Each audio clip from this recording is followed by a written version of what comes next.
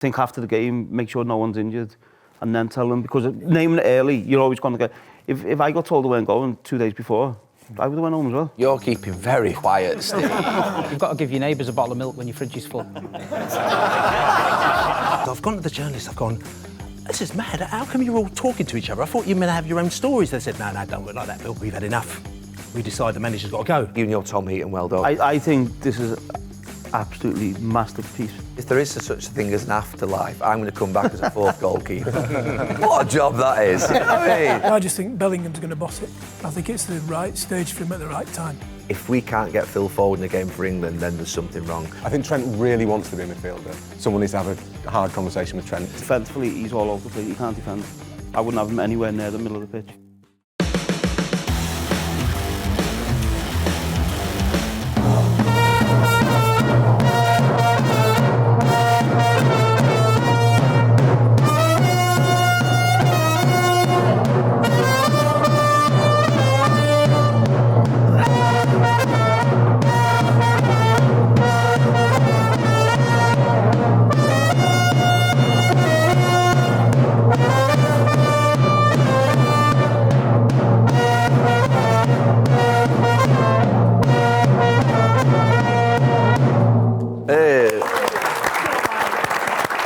Well done, lads. When do you go over? Friday. Friday. Ready for Saturday? Sunday. Sunday, yeah, Sunday. Yeah. So, Driving and all. how long will that take? It's, well, staying in Bruges Friday night, so hour and a half from Cali. 5 hours to Cali, and then on the next day. Wow. And you stay there for the whole month, you hope? Yeah.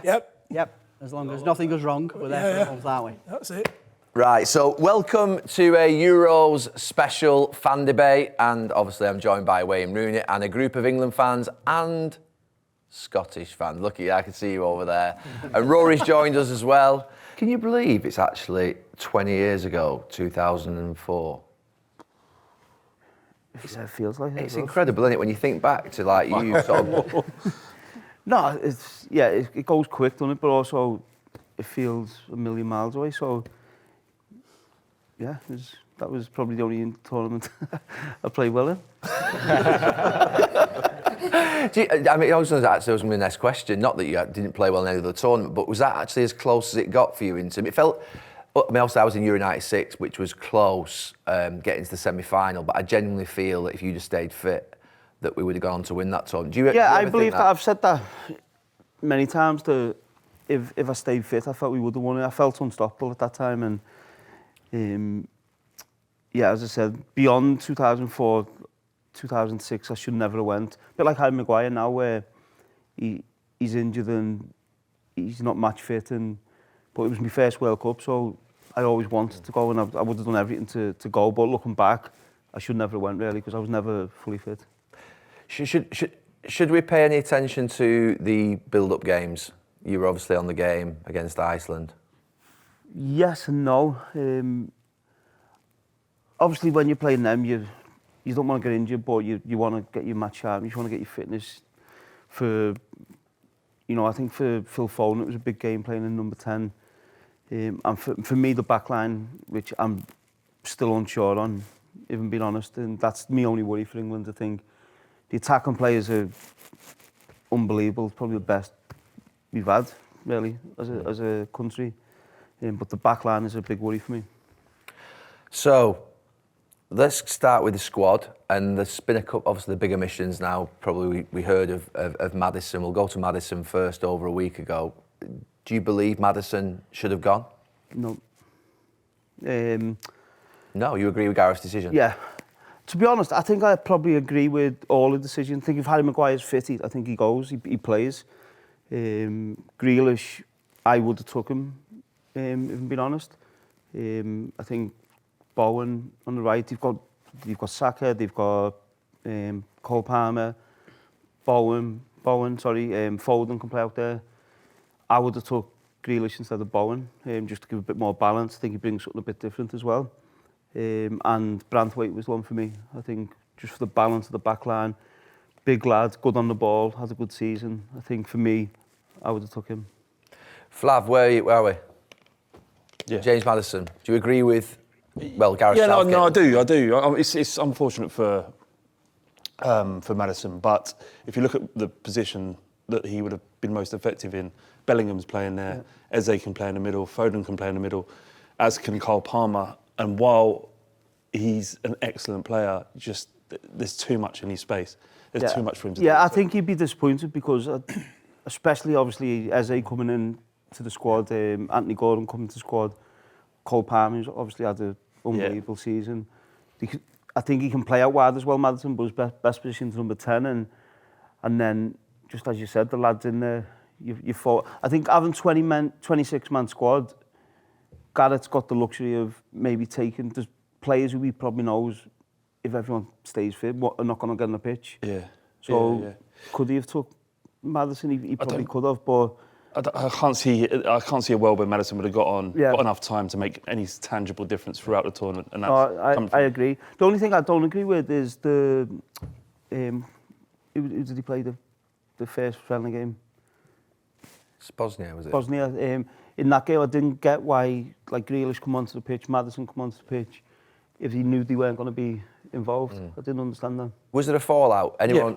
Was there a fallout? He just left early and... Oh, no, you're talking about the fallout. Sorry, there's a fall-off in his He left earlier than the rest of the actual players who... There was a commotion around the media and they made it into something that there wasn't because as ever. But they... No, but if one player leaves 4 days, 5 days before the rest of the players leave, putting 2 and 2 together ordinarily, that was a surprise to me when he come out with the players who weren't travelling, who weren't in the squad. I was very surprised at that. I thought he should have waited, knowing who he was going to select not to go, and told them after the game, because it was a big worry. Obviously, when John Stones goes down, you're concerned, and you just think after the game, make sure no one's injured, and then tell them, because naming it early, you're always going to get... If I got told I weren't going 2 days before, I would have went home as well. Yeah, I mean, I to be honest with you, I've probably seen... I've seen it 8 times, 5 as a player, 3 times as a coach. I've never seen a brilliant way of doing it, that you actually either keep the players happy or keep the coaching staff happy. It's always a horrible... You've seen it. It's brutality, actually, in terms of the spirit and people's... The closest thing I could think, my first year as manager at Derby, I had to tell like 10 under-21 players that they were getting released, and they'd been at the club since they were like 8, and that was very tough, and it was... I don't want to do it again, I'll have to, but that's the closest thing I could think to that. I used to go in with the young players to see Sir Alex when I was captain for the last 5 years, and when he was releasing them, it wasn't great. And I probably witnessed the worst ever squad cull, if you like, which was the Glenn Hoddle one back in '98, which was... I mean, Glenn just made the simple error of actually putting 5-minute meetings in and 25 players every 5 minutes. And if one player doesn't turn up on time, if one player meeting runs over to 7 or 8 minutes, you had then obviously this queue building up in the corridor. And it was awful. I mean, my brother was one that was left out. Nicky Butt was left out. They weren't the main sort of, if you like, people. But at the time, Gaza was the big one. So what was he doing with the players who were left in? Just telling them to do it? So I mean, literally, you got a slot on the board. There was, I think there were 7 players, to be fair. So it would have been 30 of us. And he gave every single player, and he mixed in the players who were being selected and the players that weren't. So there was no order to the actual squad. So I was saying number 6, and I went in not knowing whether I was in or not, even though I was pretty confident. I played quite a few of the games. And he said, you're in the squad. And my brother was in sort of like 3 or 4 after me. But he didn't tell me when I went in that my brother wasn't in. Why would he? You have to separate emotion. But then my brother came out. My brother was absolutely gutted. He was devastated because if you remember, Phil thought he was definitely going to go. 2 reasons. One, John Gorman had told him he was going to go a couple of days before. and Glenn changed his mind because I went to see John the day after. I saw John in the corridors. John was a great bloke. And I just said, look, John, what's happened? I said, you told him he was going to go. He said, I know, Gary, I know. He said, he changed his mind. If you remember what happened, Graham Lasso was our number 1 left wing back. And actually our second left wing back was that tournament, either Paul Merson or Rio Ferdinand. That was the backup left wing back. Phil was certain that he was the only person that could cover both right and left wing back, which Glenn played. So he was pretty certain he was going to be. He was devastated, Phil. You won't believe it, Phil's room was next to Gazza's. So we back in Phil's room. Phil's actually in tears and he's really upset. He's inconsolable. And all of a sudden we just hear this massive racket, and that's when obviously Gaza had been left out. So it was a brutal one, that. And I've lost my thread now, but I'm going to go back to the media. I think sorry, Flav, what was your accusation that the media sort of made trouble? I remember it was something like that. Rory, what's on the Maddison one? Why did he leave early then? Have you got are you across any of that? I've not heard anything to suggest there was a proper fallout. Okay. I would have thought that if you know you're not going, is it not good management to say, look, if you don't want to stick around, go? What's the purpose of Maddison being? I think you're better not being there. If you're telling them before the game, then the other players are obviously focusing on the game and there's no reason for them to be involved in the game. So if he tells them early, he has to tell them to... He either has to tell them to go home or... You give them the option. Or I'd have stayed there, Wazza. I wouldn't. No way. Why would you stay? The reason I'd have stayed there would have been probably... It's Just hoping that someone gets injured. That's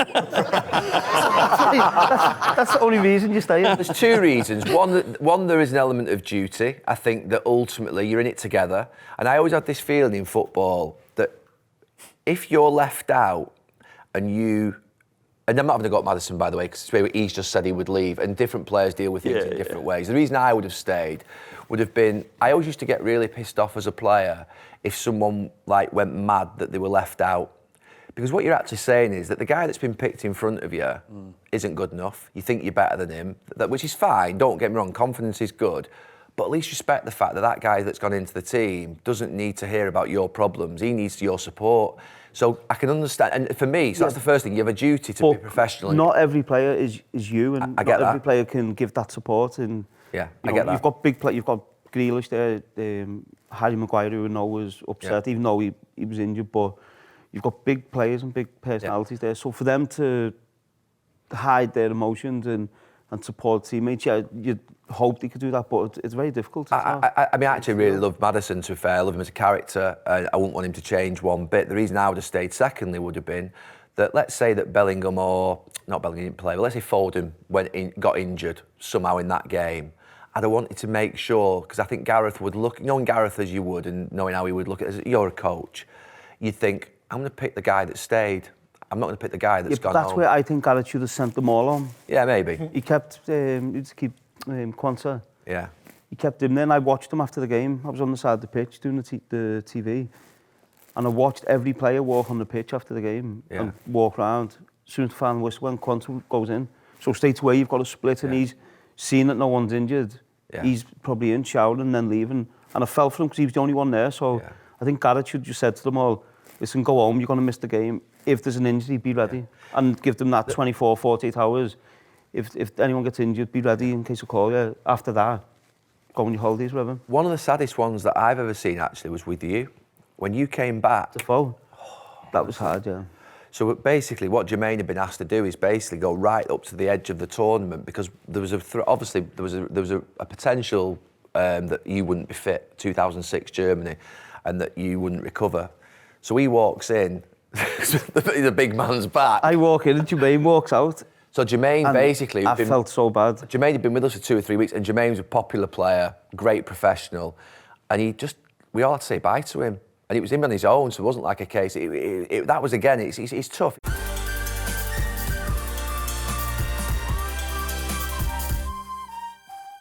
Going back to players that have been left out, Big Steve, you're keeping very fucking quiet, Steve. And you don't think I'm not going to mention the fact that the greatest team of all time would beat... I mean, look, you're still seething, aren't you? You're going red... I thought he was going to mention the charges again, that's why I'm going red. I'll come on to them.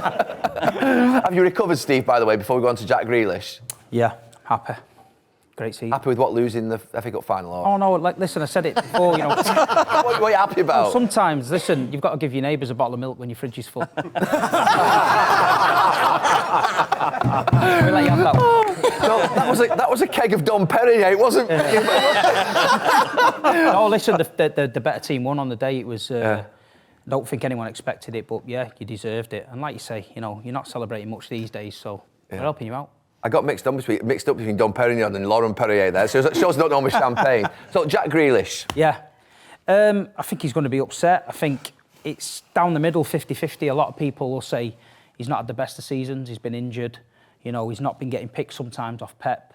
Jeremy Doku's arrived, totally different winger, very explosive, and the fans are like, they want to see that. Yeah. But as you've seen the other night, like what Wayne said, he offers something different. He come on against Bosnia. It looked like he changed the game a little bit. I think he can control the game deep. I don't think he loses the ball. I think he offers something a little bit different. So it was a bit of a surprise to me to not take him. By all accounts, I don't think he was expecting not to go. I think he was expecting to go. But Gareth seems to have been picking players on form, and sometimes he's been criticised in the past for not doing that. People saying he's got his favourites and that, you should pick this player, and he's not done that. And then now he has done that. He's picked Eze and people like that, and people are criticising him again. So, I mean, he's going to live and die by his decisions. I think as a Manchester City fan, I'm disappointed that he's not gone, but I will accept that he hasn't had the greatest of seasons. But what Wayne said, I do think Jack Grealish offers something different to a lot of them lads there. I think we are heavy on the right-hand side. I think the left-hand side, we are a little bit weaker. I wouldn't like to see Foden playing out wide either. I feel like he needs to play in the 10 after the season he's had. So, yeah, as a City fan, I'm disappointed, but talking to the lads backstage and that, I think it's like 50-50. I think there's no substitute for players who are winning trophies. I think it's so important, and you know, there's not many in the England squad who've done that. The City players, obviously, who have been doing that regularly over the last few years. So I just think there's a real lack of experience in the squad. That's my worry. And on the back line, there's not many caps between the players. So when you get to them later stages, and I done it when I first signed for Manchester United. You know, you get to finals and you get into the end of tournament semi-finals, etc. We're looking at these lads who've been there, they've won trophies, and they keep you calm and they get you through it. So that's my worry for England. I think they'll breeze through the group stages, but when they come up against good teams who are going to be a real threat to them, I think just that lack of experience might harm us. I just want to come on to another reason why I'm just thinking about, obviously, Gareth. He's the most experienced, I think, England person I think we'll ever see in terms of just understanding tournaments, understanding coaching, understanding the FA. I will come to you, Rory, in terms of a thought I've got around Grealish and Maddison. They are media darlings, they are fan darlings, and I just think Gareth doesn't do distraction, and I think there will be an element of, in the game one, if we're a bit methodical, if we're a bit rigid, they're obviously going to want sort of, if you like, Bellingham and Foden in there, but there's going to be this clamber. You know, there always is for Jack. You know, there always is for Maddison. There's just this feeling that they are the sort of the Gascoigne, this idea. Do you think that's one of the factors that could be in Gareth's mind? I think he's really conscious of that. He doesn't like that extra. There's enough pressure for Southgate as it is. He doesn't need this kind of endless pressure to play this. Whichever player the media, as a media spokesman, whichever player the media's decided should be in the team. I think Southgate probably resents that, and probably rightly resents it. Maybe the fact that Maddison, second half of the season, by his own admission, not been to his level, and the fact that Grealish has been in and out a little. But I would have taken Grealish. I think what Wayne says about not so much, it's not experience in terms of caps for England. You want players who've played in the last stages of the Champions League. That's what you need. That's the highest level of football. You need players who are, as many players as you can get, who've got experience under that pressure. Because when you get to the quarterfinals and the semis, it's that level of pressure you have to be able to cope. And Grealish, I think you maybe could have taken for that. The other thing, I don't know how much this applies in football, but in cricket they talk a lot about good tourists. Yeah. And if you're not in the team, you have to be a good tourist. I wasn't going to go down that route because I don't think we've heard from either Tottenham or from City that Grealish and Maddison are unpopular squad members or people. You know what I mean? I was going to go there and ask you: is there an element of them being a little bit itchy on the bench and a little bit sort of like in training the day after a game they don't play and stuff like that? Do you think there is an element of that? You never hear enough. You've certainly not heard enough about either of them to say they're a bad influence in the camp. Yeah. I don't think that's the case. I wonder whether certain players are more comfortable in that role. The media then comes into it. I think that's ridiculous if they're left out the squad for that reason, because you look around every country, every team, the players, the best players, there's always demands them from the media, and that's part of the game, I think. So to leave players out, if that's the case for that reason, I think that's ridiculous. I think But Sir Alex would do that. Yeah, but I he think- would make decisions like Well, that. if you look at tournaments, who's going to win it for Brazil? Not the Euros, but a tournament, probably Vinicius Junior. And there's a lot of talk around Vinicius. Who's going to win it for France? Mbappe. So you don't leave players out. They're probably the players who have got the character and they've got that strength to be able to deal with it. So if they're not there, so we've seen it with Raheem in 2016, how much he struggled. If they're not there, so now all of a sudden they go on to a different player who actually can't cope with it. It becomes even worse. So I think having good characters who, yeah, there might be pressure on them, but who've got that strength to deal with it, I think they're important to have. That's a question. You mentioned about young players going, deep into the competition. Is it so important that you have older players that have been through it? 100%. Is there any element of some of these young players that haven't experienced defeat and therefore they don't have any fear? Like in 2004, you came in and it looked like you had no fear about playing at all. Yeah, but if you think in 2004, I was probably the only one. There's so many players now where, I could go to any other player in the squad and, get advice off them or just guidance on certain things. Where now you've got Gay, you've got Conte, you've got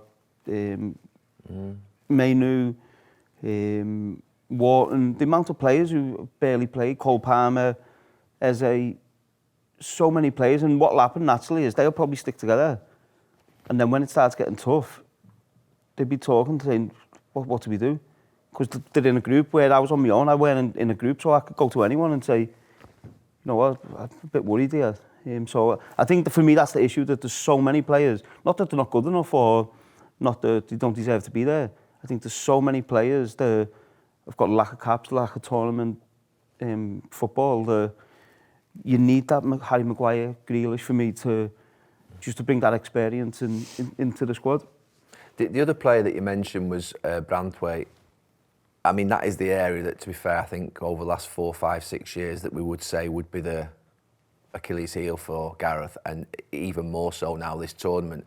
I know we're saying it's either us or France, but you have to look at our defence and think we've got real issues there. I was worried before he announced the squad, and after he announced the squad, I was like, I'm not sure here. More worried. And then after watching the Iceland game, I was like, I know, but there'll be players like Harry Kane and the more experienced players who'll see that game as just get me through the game, don't want to get injured, where some of the other players are playing to try and start the game, and so they're playing as well as they can, they're giving everything they can to try and start in the game, and Iceland should have been 2 or 3 up, and they were all over the place, the back line was all over the place, there was no communication. I think that's a key thing, there was no communication coming from them, and that's why England were getting pulled apart a little bit, especially on transition, so that's a concern for me, Dan. Let's go to Dan. Where are you, Dan? Did you ever think Crystal Palace would become the feeder club for England? It's not something that was in my crystal ball, shall we say. But at the same time, I do think that our recruitment over the last 3 or 4 years has done what it's supposed to have done. We brought Eze in from QPR. He was a player that everyone knew in the Championship had the ability to go and play at the Premier League level. Adam Wharton, he's had a meteoric rise since coming in from Blackburn. That is no disservice at all to Blackburn. Obviously, he was a fantastic player for them. But I don't think even any Blackburn fan that I spoke to expected him to play as well as he has in this 3 months. Gay, he's been a rock at the back of our team for the last 3 or 4 years. I think he's there on merit. Obviously, if Harry Maguire was fit, he'd be starting next to John Stones, but I think there's a solid chance that Mark starts now next to John Stones because of the left side. And, obviously you're going to get a lot of people say four Palace players in the Euro squad, it shows a lack of quality options. But at the same time, I think the last 3 or 4 months of our form under Oliver Glasner was, incredible, and they're there on merit. I don't think there's anyone that can look at any of the 4 and say they don't deserve an opportunity. I don't think Eze and Wharton are necessarily going to get many minutes. I think Gay, as I say, will start, and obviously Henderson's the third choice. But, there's definitely a chance that Eze can come on and do something with 20 minutes to go. I think Wharton, as much as it was only a cameo against Bosnia, he was so calm and so assured for someone who's still 20 in his first ever England game. So I think he can be relied upon. And yeah, it's a great thing for us as a club, really. I'm looking at sort of what the things are that Gareth's done different. He's done a number of things differently in this last sort of 7 years, 8 years.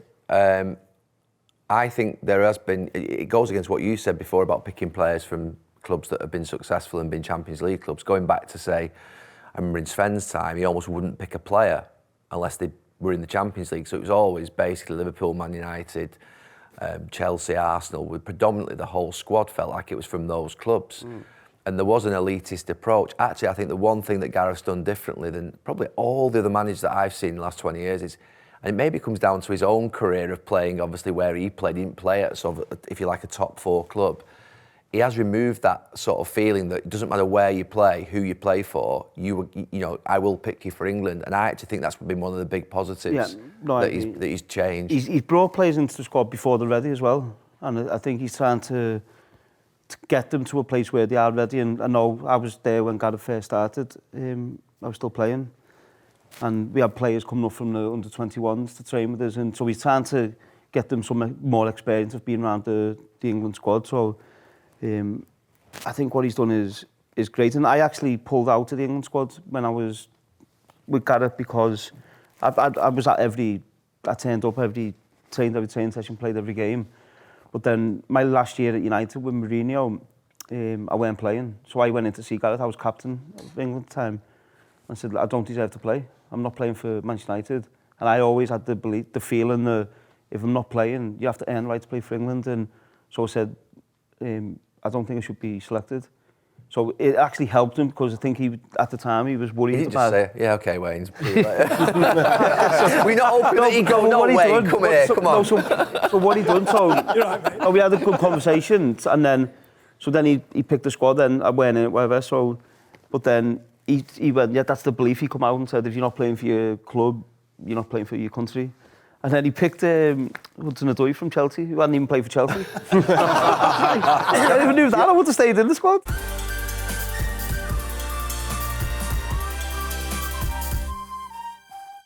I want to just touch on Rory with yourself. That is a big thing Gareth has changed. He's made it irrelevant who you play for.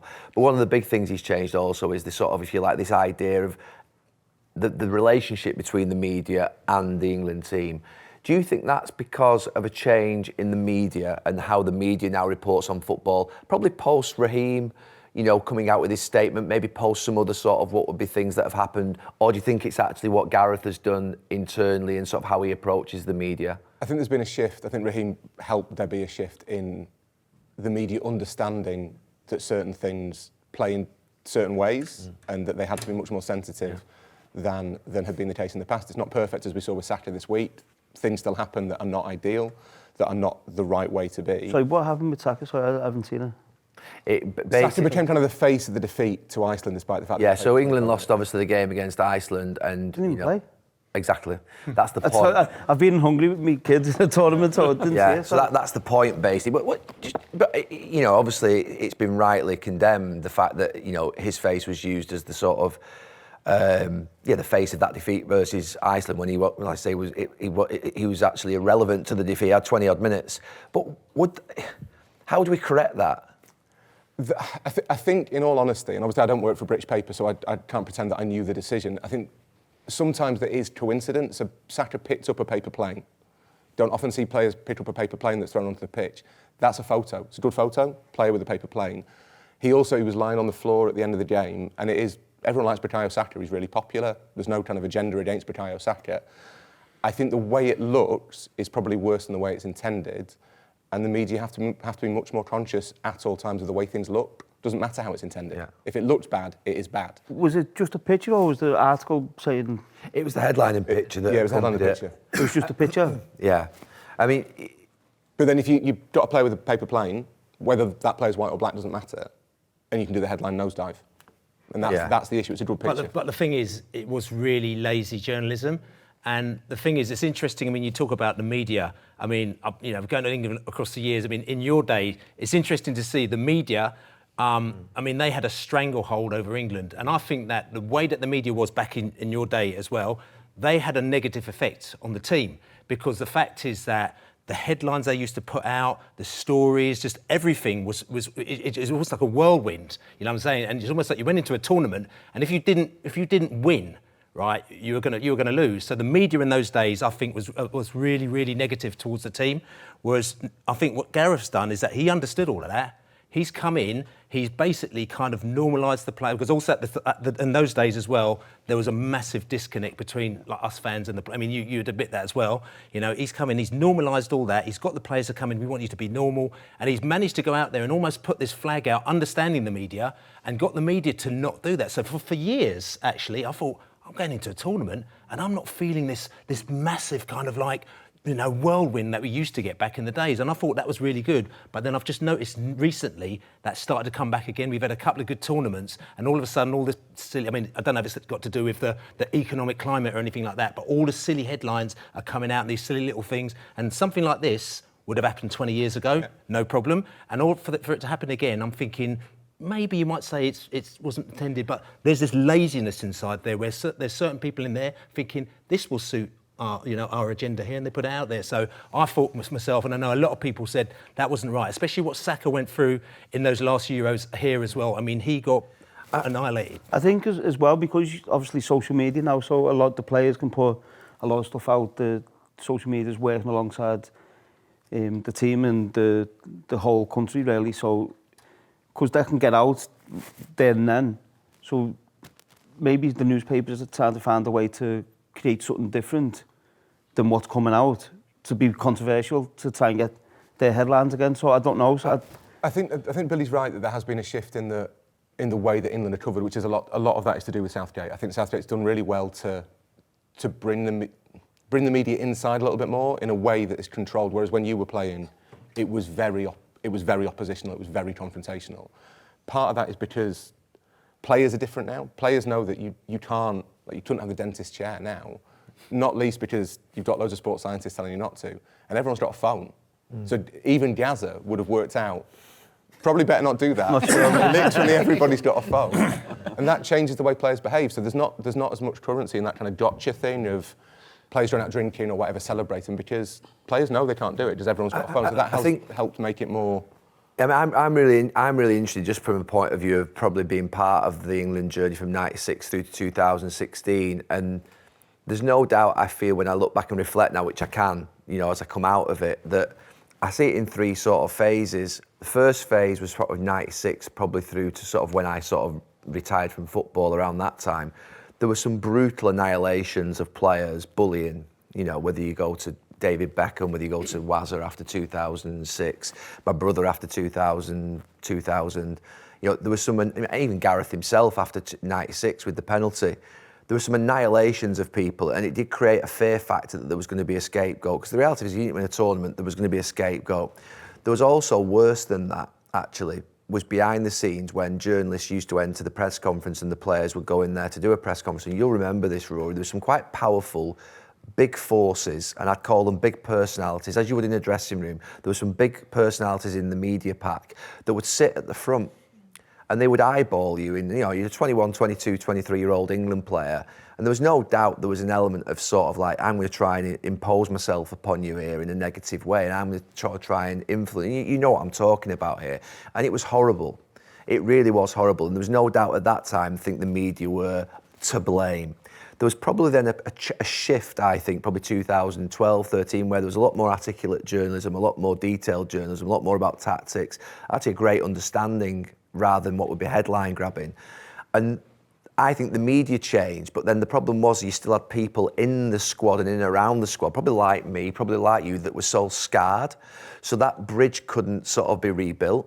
So there was a bit in the middle, which I think was a transition period, which we may have been as much at fault for as the media themselves. I think there was a new type of journalist coming through. And then it needed Gareth to come through with a new group of players that, to be fair, weren't scarred by the past. And he'd seen it all. playing and coaching and thought, right, I need to change this. And that's what I think we're in this modern era now of a journey. And I do agree with you, we've got to be careful it doesn't creep back in. But I generally think the sports journalists that follow England now are very aware of their responsibility of what they say and what they do at the end of a tournament. The headline and the picture will always let down the sports journalists, to be honest with you. But the sports journalists, you don't have control over headlines. No, but you take responsibility. You have to take responsibility. Yeah. It's your name on it. It's your responsibility. Yeah. I'll tell you that there's one mad story actually. I went to Sweden. I think it was around about '98, and I was in the Spy Bar. If you've been to Sweden, you know the Spy Bar. Okay, Spy Bar is like a really quite famous place, and basically like I was a load of fans, but all the guys you're talking about there, they were all there, like every single one of them, right? All the journalists. So I got to know them, we started to chat to them. I'm not going to mention any names, but you probably know who they are, the big personalities, as you call. And England lost that game to Sweden. I think it was 2-1, was it? I think that's when Ince was captain. So they lost that game. So everyone's inside there. So I've gone to the journalists. I've gone, this is mad. How come you're all talking to each other? I thought you meant to have your own stories. They said, no, don't work like that, Bill. No, don't work like that, mate. You know, we share the stories. That's what we do. So it's his story. Tomorrow he's got the headline. And I was like, oh, really? OK. So they're sort of telling me what all the rules were. Then one of this really big personality said to me, right, we've had enough. We decide the manager's got to go. And I'm like, what do you mean? He goes, right, we've decided we're going to get rid of him. And I went, what do you mean you're going to get rid of him? I mean, you don't work for the FA. No. It was a pack. Yeah. They were influential. They were unbelievable. They were powerful people. They were very powerful at that time. The media can't do that anymore. The papers can't bring down that's what I'm saying. They could in the 90s, but they can't do it anymore. But they did it, and they did it within I think 6 months. He was gone, and they just put the knife in, and they did the same thing, and they basically influenced what happened within the team, almost like team selection and everything. Yeah. It was like mad. I think we started to meet a few years before Gareth come in. We started to what used to happen is a new player getting in the squad, and he'd sit him up. Might be a 21-year-old who hadn't done that much media. I think the players now are so much better trained at it, but you'd sit on the top table doing a press conference and you just get annihilated, didn't know what to say really, and then we changed it, and we started sitting them. So if I was in the squad, I'd do it with a young player. I remember doing it with Ross Barkley, and do you remember the interview done with Rashford? Yeah. This was first ever interview for FATV, so we'd do it alongside me, and if that interview got out, it was horrendous, but we were just... You or him? No, but just training them up to try and obviously then get confident enough to know how to hold a press conference. It's your always remember, it was you actually who told me this. It's your press conference. When you're doing a press conference, you get exactly what you want out. Don't be influenced by the questions you get. So I think they're much better now than the players are. Contrary to what the media thought, I think at the time, I did a presentation to the players when that was under Roy about how this was something that basically you had to get good at. Forget the idea of, and I was really disappointed at times when a couple of players wouldn't go and speak to press, because I used to say to them, I called two of them in, I won't name the names because I think it breaches what would be a confidentiality of a coach and player relationship. I said, the problem I have got with you two saying that you won't do the media is that you're asking other players to do your job for you, and you're asking other players to go and speak for you. And I said, that's not how a collective works. And we did start to do things like putting a young player with an older player, encouraging them to do it. And I used to say to them, this is your press conference.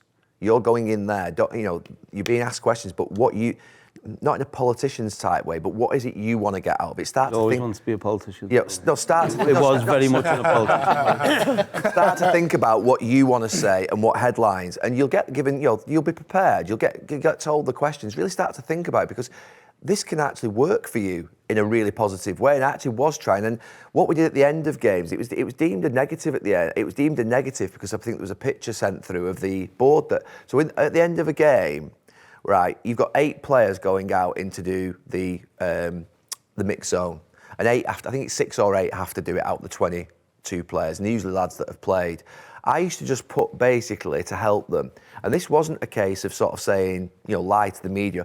I just put some guidance on there, which was basically, if we've not defended well, just say we haven't defended well, we need to defend better. You know what I mean? Guide, almost giving them some, I used to do like a board, put in there, look lads, if you want to use those messages, they're to me what I would be saying if I was you as a player. And actually wasn't thinking of me as a coach protecting Roy or protecting, I was thinking more about guidance of helping them go out there with a collective message, really.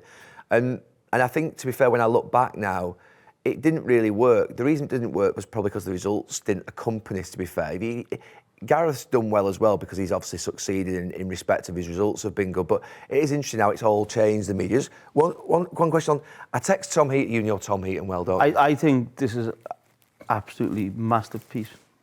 Is what? I love it. We had it in the States. We had training keepers in the States. And just the fact that you've got 3 keepers there, so when you want 2 small-sided games, you'd end up with the goalie coach playing in goal. Yeah. So just to have 4 goalkeepers there makes a massive difference. I texted Tom Heaton yesterday and I said, if there is such a thing as an afterlife, I'm going to come back as a 4th goalkeeper.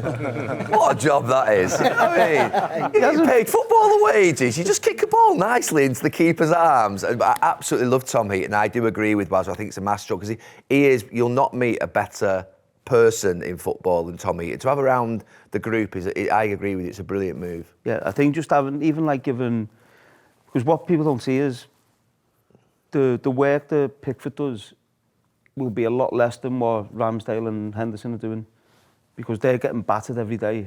After the day after the game when Pickford's recovering, the lads who haven't played are doing finishing, they're diving around everywhere. So to have Tom Heaton there, just to take that load off them a little bit, but also, as I said before, sometimes as a coach you're putting a game here, and you make it competitive and fun.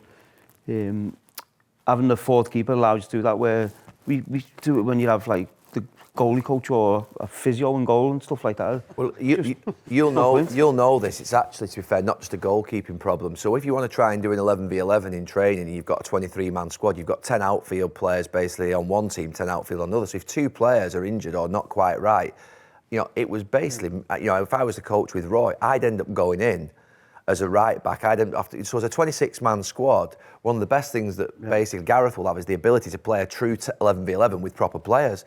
We could never get an 11v11 out on the pitch before a tournament or onto a build up to a match because, you know, there's always 1 or 2 players that had a slight problem here or a slight problem there. So you never get a proper game. Could you not bring up 21s or anything to kind of fill in the numbers for a couple of weeks? We did that with, believe it or not, we did that I think we did that in Brazil with John Stones and Ross. Was it Ross Barkley we did it with? I can't remember. No, it was the fullback for Liverpool, young lad. Flanagan. It was Flanagan and Stones we brought in to actually be almost, you know, not having to put me in at basically right back. So you're right, you can bring under 21 players up, but just having them there for a month, you've got one big problem. What would that big problem be? Taking an under 21 player that's good? The club manager. The club. Right. You imagine you're a club manager that's got a talented under 21 player, and they're going to be training all United summer. Don't care about Tom Heaton. You know, with respect. No, it's true. You're probably better if you're probably more chance getting like a 37-year-old, 36-year-old that's probably, you know, needs to tick himself over in the summer, but getting a talented... Tom will bring, he's been to tournaments as well, Tom will bring that experience. I think that's why I think it's a great move from Gareth, because it is a young squad. Tom will bring that experience. Bring a young keeper, they're probably not going to talk and they're going to be sat there like a bit, maybe feel a bit isolated at times. But Tom will get round the players as well and help them from his experience as well. So I think it's a great move. Has anyone got any other points they want to make about the England squad? Go on, speak up. Those who haven't spoken yet, come on. I just think Bellingham's going to boss it. I think it's the right stage for him at the right time. And I'm really looking forward to him playing. Really looking forward to it.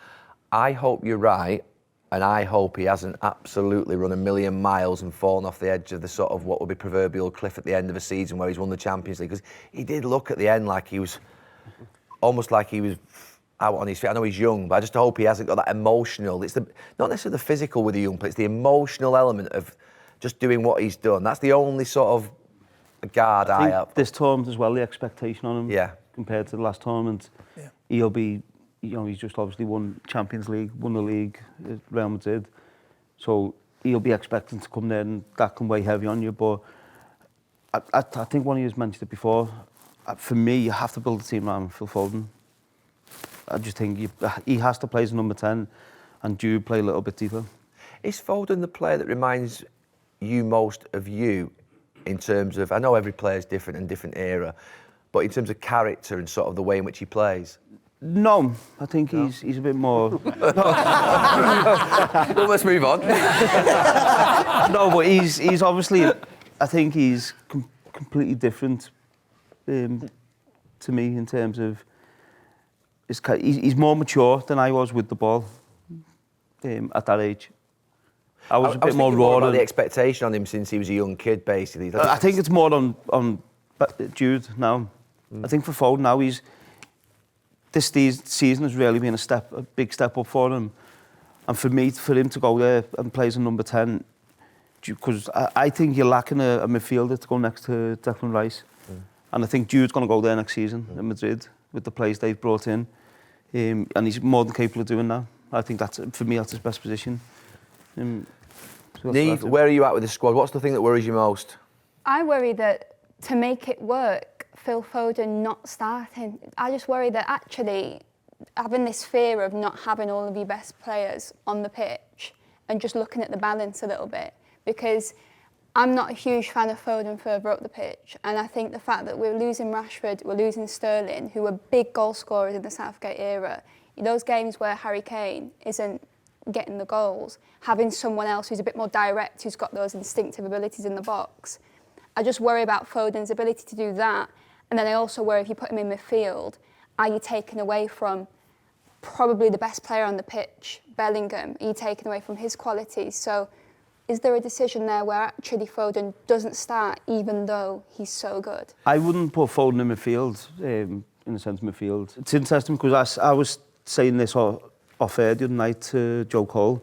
I was saying against Iceland, England's going to get that, especially in the group stages where teams sit back.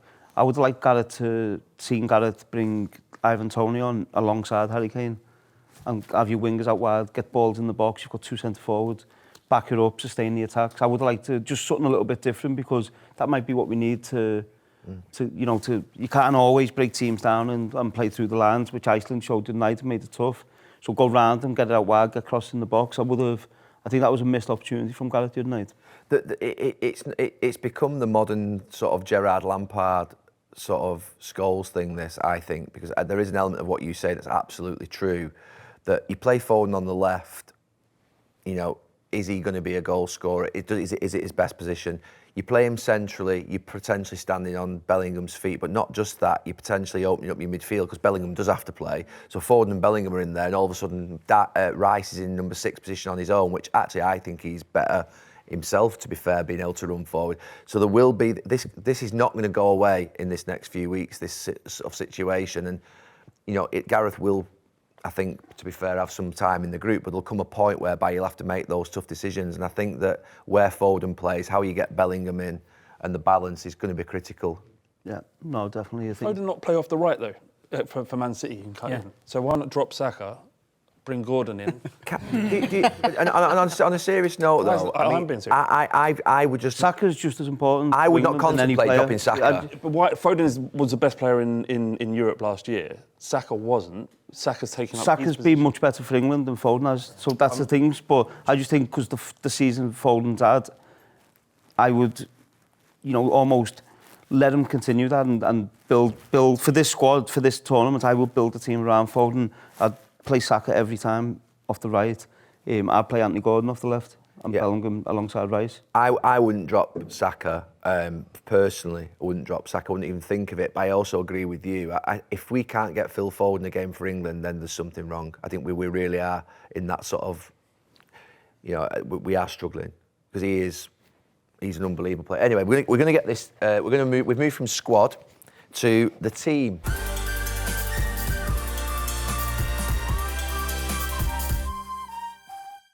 We will come on to Scotland, by the way, at some point in the... It's fine, we're just loving the negative chat. All the England fans, we're happy to be here, it's fine. You've not said you're going to win it, we're happy. That's English media's coming, don't worry. Okay. So, the team that basically plays the first game against Serbia, there's no doubt, is there, about who's going to start in goal. It's going to be Jordan Pickford. Yeah, he's been brilliant in the previous tournament, so I think he's just as important as Harry Kane. I think if he gets injured, there's not a lot of experience at international level on the bench, so he has to play. Is anyone debating, with a good argument, Jordan Pickford as number 1? Yeah, I was hoping we weren't going to get stuck there. OK, let's go to right back. And there at the moment, we've got Kyle Walker. And is there any debate that Kyle Walker starts as right back in the first game? No. England's best right back ever. In any team. Different debate. Kyle Walker, right back. We're all in. Yeah. Okay, right centre back. I think we've pretty much got this from this first three settled. Obviously, there's a doubt or a concern over John Stones, but John Stones starts right centre back. Yeah, I'd start him definitely. Yeah. John Stones, right centre back. Yeah. Happy. Okay, that left centre back is where it starts to get a little bit complicated. We've got Gay, we've got Gomez, we've got Dunk, we've got Konza. I don't know. Con. I think just for form in the league and playing, I'd play Gay, but I'd be worried, but that's what I'd This play. is where we're missing Harry big time, isn't it? Yeah. He's had a tough time, and for England, he just does it. But Harry's been absolutely battered for England. Yeah. I mean, Not by the fans. no, but just he has been absolutely. You know, if you think about it now, it's almost that sort of like worry about what you've got until it's gone, He's and then is as key That's for the us media for you. as Kyle is, as Harry is for me, and it's a massive miss. I think that's the big I doubt think we've got. that's why I'm so surprised that Branthwaite's not there, because obviously with Serbia being right-footed as well, I think Branthwaite would have given so much balance. He's really good with his feet. He went over to Holland, was playing on loan in Holland before coming back to Everton, plays balls through the lines. He's a big lad, he's aggressive. I was shocked. That's probably the biggest shock for me that he went in the squad, with Harry being left out. I mean, is anybody got? I mean, Waz has gone for Gay. Anybody think that it should be anyone else? I think it depends on the opposition. I think he'll look at the opposition and see what he's got to put up against what they've got and decide per match. What, change the centre-back pairing per match? Well, not everyone, but if that's the centre back that matches the opposition's. I mean, look. I mean, not just Gareth, but any manager. I think he'll want to select his centre-back pairing, and he'll want to go with it. I can't think he's going to be rotating at centre-back. I mean, I'm not saying that he won't end up rotating anyway, but on Gay. I was going to say on Mark, like, he's had a great 2 or 3 years for us. Obviously, the last part of this season, he's been injured. He got injured against Brighton. He had an ongoing knee issue, I think, and ended up having an operation on it. And he missed a large part of the Oliver Glasner honeymoon period, as it was. But he's still somebody that I would trust completely on the ball. You know, in terms of his game, that's what he's a Rolls Royce of a centre-back. I know that's a cliche.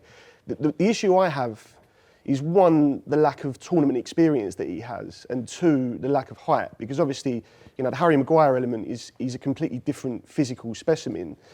And I do wonder whether or not he might get bombarded a little bit in the air. But in terms of his technical ability on the ball, I have no question about him being able to handle it at international level.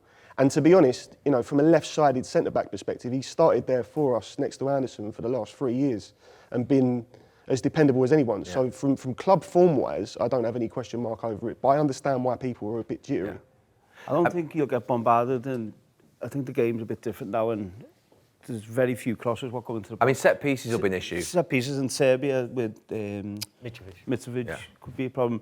I wouldn't be surprised if, when Luke Shaw's fit, if he puts him in there. That wouldn't surprise me, just to, as we talk about experience, and you go with Shaw and keep Trippier left back. I think he's played there for Manchester United, he's done really well. Yeah. So that wouldn't surprise me later on in the tournament if that happens. So, I mean, obviously, you talk about lack of experience, but this is the problem part of the team, isn't it, the left side of the defence? And I don't think we've got any other option but to play Trippier at left back, have we? The one injury that we're going to say is guaranteed out for Sunday is Luke Shaw. The rest of the concerns will say that they're fit. But I think Luke Shaw is out Sunday, we know that. So is it just a guarantee that Trippier plays? Yeah. It is, but for me, he's been really poor all season. He's had injuries as well, but he's been poor. Plays Saka at left back. I thought the other night against Iceland he was poor again. Serious? But he'll play, he has to play, but he hasn't been playing well for Newcastle. Billy's got an idea. Yes, it's a hard one because, again, when you're trying to plan the teams, you know, the team against the... I mean, you don't want to change it up against each team, but you know that Serbia, they're going to sit back, OK? And they've got Mitrovic up front. I mean, I'm a Brentford fan, so, you know, I just used to see him the whole time. Danger, balls in the air, really good in the air. So you're thinking, Gay, I love him as a player. I think he's great. It's really exciting getting all these new players in. He's not the best player in the air as well. So again, when you talk about the Harry Maguire thing, you think, you know, when they're gone, you sort of think, oh, we missed that guy. But then before, actually, we was having a chat, and I thought, TTA, okay, Trent, okay, on the right, okay, and flipping to the left as well. So, To the left, Kyle Walker to the left. Sorry, yeah. So Trent on the right hand side, and then flipping Kyle Walker to the left as well. Could be an option there as well, because he's a good left back. You know, you can get the width down that left hand side as well, and it sort of kind of deals with a couple of issues. So it's something that, you know, hasn't necessarily been talked about, but he's thinking, how can you deal with this situation? Because everyone's always talking about how our defence is going to be a problem. Maybe not necessarily in the group games, but a bit later on. So that might be. For me, if you do that, you could do that. And the only way you could do that though is you keep Kyle Walker back and you build with a back three. So in possession, you build a three. So you have Walker, Gay, Stones. Then you have Rice in the midfield, and you have your front five, and you have Anthony Gordon playing 1-for-1 for me off the left, and Bellingham and Foden go into 2 number 10s, Saka on the right. It's an interesting thought, but he has, to be fair, you know, he's named Trent as a midfield player. That's not to say he couldn't change him back to right, but he seemed, you know, I interviewed Trent, I think 2-3 months ago, and I think he's had a conversation with Gareth that actually his future is in midfield for England. It's not like he doesn't see him as a right back, which is, you know, it's incredible because obviously he plays right back for Liverpool. It would be, has Gareth got that in him to surprise us so close to a tournament, to do something that we haven't seen before? Because, I mean, to be honest with you, Kyle has played at the odd time there at left back. Trent Alexander-Arnold on the right would be, I mean, he's amazing on the ball, and it would mean Stones could just slide across into that right sort of back zone where he's comfortable. And again, it's one of those things, I mean, as you say, Gareth hasn't necessarily played like that. I mean, he's going forward at the back, and I just threw it on as it was coming up on the train before. Actually, this is a little option, because you're thinking, how are you going to unlock Serbia as well? If they go down there and they're basically just kind of closing it up, you've got TT8. Well, I will say Serbia have different to what they have been. Serbia are very similar to England, where their strength is the attacking players and the back line is the weakness, where in the past they've been a team who would sit back and make it difficult, where I actually think Serbia will go at England, and I think the first game, I think it'll be an really open game. I mean, I think that's more, Gareth's more likely, do we all agree Gareth's more likely to do this? Yeah.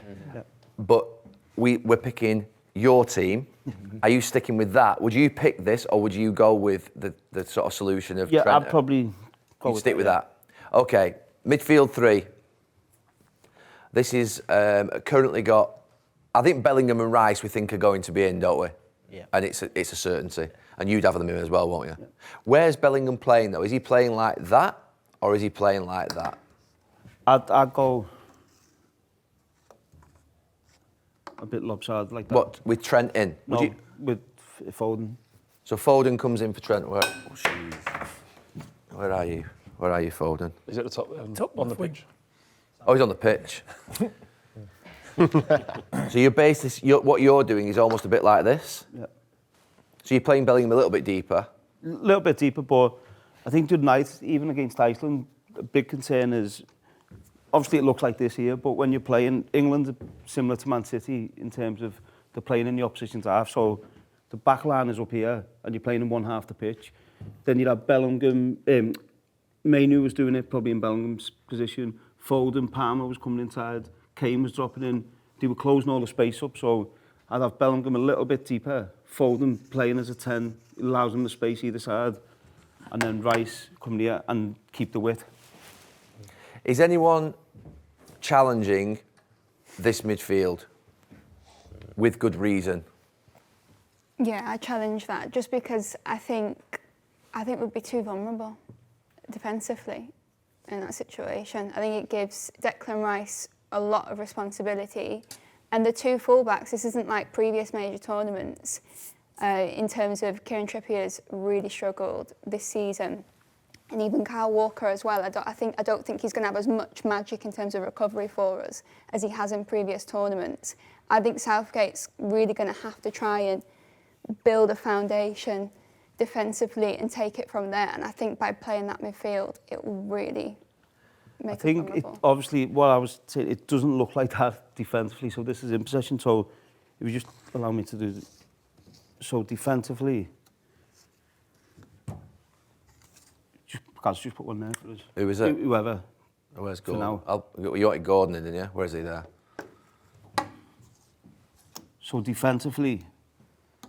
you're very solid, a lot of teams do it now, more 4-4-1-1, 4-4-2 defensively.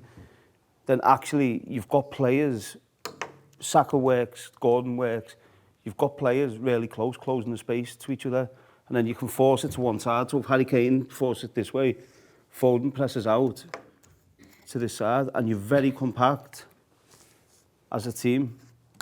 So you're hard to beat. So out of possession, it's a lot different to what you are. And then in possession, all it is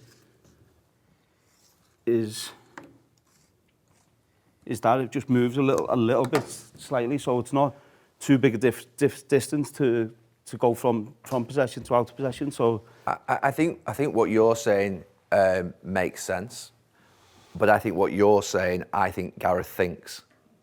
I think that's purely because of the lack of players here. I've got this feeling that he loves Gallagher. Gallagher, yeah. He may not throw him at us in game one, because he might think that'll just set off on a negative tone of putting Gallagher alongside Rice with Bellingham advanced. Because I think, personally, the team I think he wants to go for is... He'll be Foden will go off the left. Is that? That's what he'll end up doing. So for me, I think where Gareth's going to end up is to get that sort of extra runner, that legs, that one who can go and basically take the ball off people, because he's really good at that. It actually, to be fair, in some ways, sometimes allows him to be able to just be a little bit, because I think he's amazing when he's driving forward. That's where I think he's at his best, actually. I don't think he's a number 6. I actually don't think he's that great when he's receiving the ball from deep, like some of the great sort of, if you like, number 6s do. I think he wants him in, but I don't think he'll start and give us that to start with. I actually think he'll put Trent in there on Sunday, and that will almost be deemed as an acceptable bridge between sort of giving us Foden, Bellingham and Rice and what will be the more... it's not as sexy, is it, Conor Gallagher, with respect? And it will get a bit of an from England fans will just think the team's announced. You just know what's going to happen when no disrespect to him, I think he's a really good player, but you're going with, let's go back to what you want to do, Razzo, which is who did I kick out? So you want Foden, you want Bellingham a bit deeper, you want Rice in there, you want Foden there, and you want Anthony Gordon on that left. So where is Anthony Gordon going? So why him there? I think he's different. He's the one player. Well, Saka does as well, but maybe not as much as Gordon. He runs off the ball, he runs in behind, he takes the ball, he'll commit players, and he'll hold the width. You've seen him doing it for Newcastle. He'll keep the width here, which allows more space for these players here. I think all the other wingers, Eze likes to come inside. Who else has got on the left? Well, Palmer could play there, potentially, he's right, really. Yeah. Their biggest strength are all coming inside. He's the one player who will hold the width and make it difficult. If teams sit back, you need width. You need to keep moving it from side to side to create opportunities. Is anyone challenging the midfield 3? I know you've challenged it with two open. I think if we're playing a bigger team, a better team, I'd be worried, I'll be honest with you, with that 3 in midfield. I just would be. I just don't think it gives that back 4 enough protection. And I don't think he's not a Rodri in terms of defensive sort of, if you like, stability. Is anyone challenging that for Sunday? Is that the team that you would all go with? Bellingham? I know you said no, you'd rather have some more solidity. Everyone's having that. I don't think he'll do that on Sunday, by the way. That's my team. Right. No. So your team is that, but you think he'll go... Yeah, he'll play Foden off the left. So you think he will play Foden? Yeah, and so he'll either play Gallagher or Trent, what you were saying. OK, so let's finish on your team. Is this your team? That's what I'd start, yeah. OK, is anyone challenging Wazza on Gordon on the left? I think that telepathy between Trippier and Gordon works. I think Saka and Walker does the job there, and he's played with him. He knows him inside out, doesn't he? Trippier knows what Gordon does, and I think it could be a key partnership for us on the left, because we are weaker down the left. Does Palmer not get in to start? Yeah. I don't think he'd start, personally.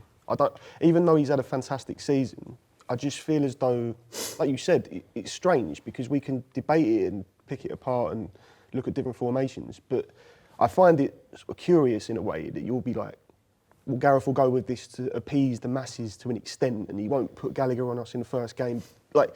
Although he won't appease that. He won't. And what my point is, he won't appease the masses. I think the only thing will be is he might think he needs more creativity against Serbia, who might play deeper. So that's it. But I think he'll have in the back of his mind also, it would bring a negative spin if he played Gallagher first game. I have no doubt that if we were playing different opposition, he would put Gallagher in potentially. I mean, obviously we watched Conor Gallagher up close at Palace for a full season, and he is genuinely, he's a dynamo in the midfield. He'll do all the groundwork, as it were. I do worry against the better opposition in the latter stages that, we've said it time and time again already, if you have so much of an attack-heavy team and you have an inexperienced back four on the left particularly, you can just have too many cooks spoiling the broth. And, Anthony Gordon's great off the left and Cole Palmer's great and he's had a fantastic season for Chelsea. But that lack of big experience, I just feel as though there's something coming around the corner where someone's going to get thrown to the lions, and I'm not quite sure who it is. OK, so this is Wazza's team. What is the team that you think Gareth will play? So you think Foden will go left? So I think Foden will go left, Jude will go in there, and he'll either bring Trent or Gallagher. So you think Trent or Gallagher? So which one do you have to pick one? Where's Trent gone? Is he? I wouldn't pick any of them, but... No. Which one do you think Gareth's going to go for? I think he'll go with Trent. I think he's probably the most gifted player with the ball at his feet we've got. Defensively, he's all over the place. He can't defend. I wouldn't have him anywhere near the middle of the pitch. Even in midfield? No. I've no problem playing him here. I think in here, I wouldn't have him anywhere near there. And I love Trent, actually. I think on the ball, stuff he can do, no one else can do it, but...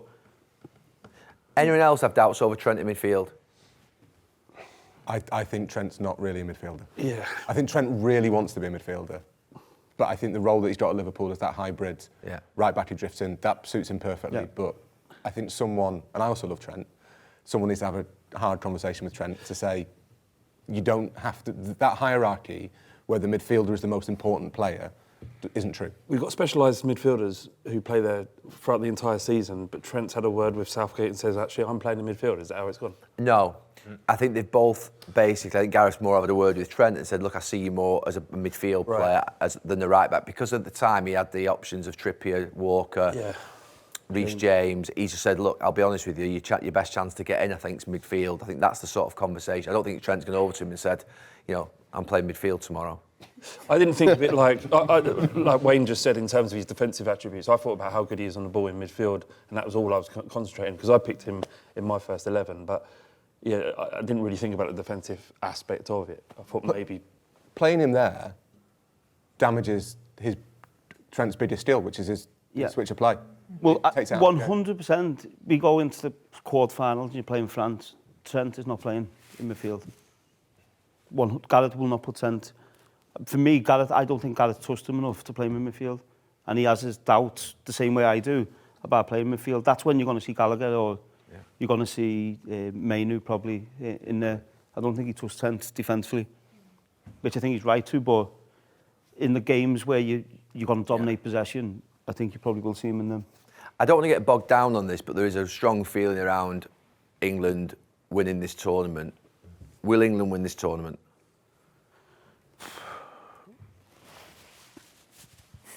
For me, it'd be England or Portugal, I think. Not even France? No, I think England would beat France. I think England or Portugal. Wow. I don't know how it goes on what side they're on. England can play France in the quarters, semis. If we win the group, it's semis, yeah. I think Portugal on the other side. I think England or Portugal win them. If Shaw comes back and he can play and he's fit, then I think... You can't go to Luke fucking Shaw after that. What do you mean? He just said England or Portugal going to win the tournament. No, and England are going Luke Shaw at left back. That was an hour and 20 minutes ago, mate. I just think that if Luke Shaw can play, we've got a really good chance. Right. Anybody think England are not going to win this tournament? Stick your hand up and tell us why. Forget the Scotland. We've got Neve. I hope it wasn't just me and the Scotland fans. No, it that were wasn't. saying One that, more. Steve at the front. I just think what I worry about is I think other elite nations, their defence speaks for itself in terms of they can set out with their best players defensively and their attacking players, those adrenaline moments, they get goals. Whereas I've got this real concern that because we'll be so in our head, we'll kind of go into the games with the mentality that we are the inferior team, even when we are not the inferior team, because we're so worried about our defensive situation. And also, I just think the fact we've lost 3 huge goal scorers in Rashford, Sterling and Maguire even, for England, they've just gone and we're putting that reliance on players who have literally barely been at major tournaments. I must admit, I'll come to you, Steve, in a second. Where I was at a month or so ago was I thought it was going to be us or France. I thought we had a real chance. I must admit, when I look at the defence, I'm really struggling to understand how we win that tournament. And that's not down to a sort of, if you like, any individuals, more the collective back four. And my concern, actually, is that's a team that could actually get beat earlier than we think. Not because of this, necessarily, but if something doesn't happen up here, and that it could be, my concern would be that it may be a struggle, just because of what's happened in the last sort of, if you like, I think Maguire is a calming presence. Steve, why can't we win it? Same as you. I just don't think the quality's there. I feel like the back four, we're sort of all here now trying to pigeonhole players in certain positions that aren't really their positions, and that's not the England way. We should have a set squad, 2 in each position, where we look at the squad and go, if he's not fit, he can come in.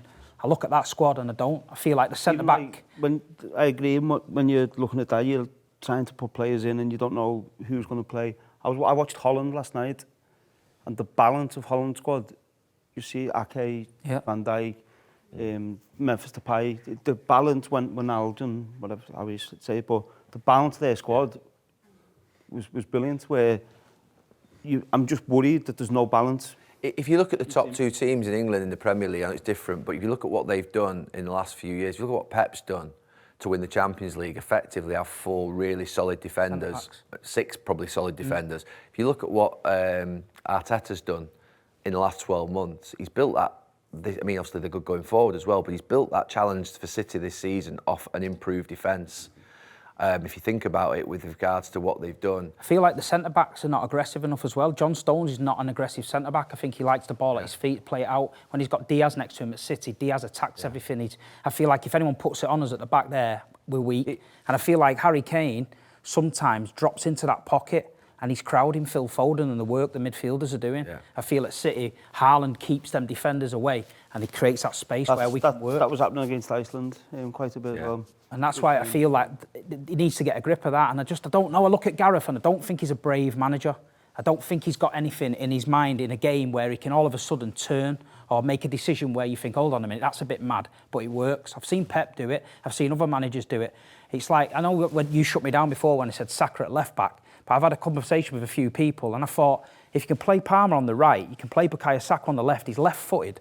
Anyone in particular you spoke to that sort of supported your idea of Saka at left back? You said you worried about the defence, and now you're putting Saka in there. I think Saka's a better left back than Trippier. No, but I just wonder whether Gareth's been toying with thinking about, you mentioned Walker at left back, about Konza at right back, and you think of Kivior at Arsenal playing left back and sort of Ake play at left back. There has been a movement in this last couple of years. I've seen Fabian Delph at left back, Centurion, you know that. Yeah, I mean, no, what I'm saying is there's been a movement this last couple of years to this idea of flying wing full-backs hasn't happened in the last couple of years in the top 2 teams in the country. There's more of an actual feeling that even Sheffield United... It'll happen like that. That's how they'll play. And Kyle what? But just that's how they'll play. And anyway, he won't go forward and they'll let go and go 1 for 1. At least you're saying England and Portugal, England can still win the tournament. You're in a... Yeah, I still think they can. I think they have to have they'll have a solid group. For me, the France game is whoever wins that. I think Portugal will be really strong. Whoever wins that, I think, will have a chance. But I think England can beat France.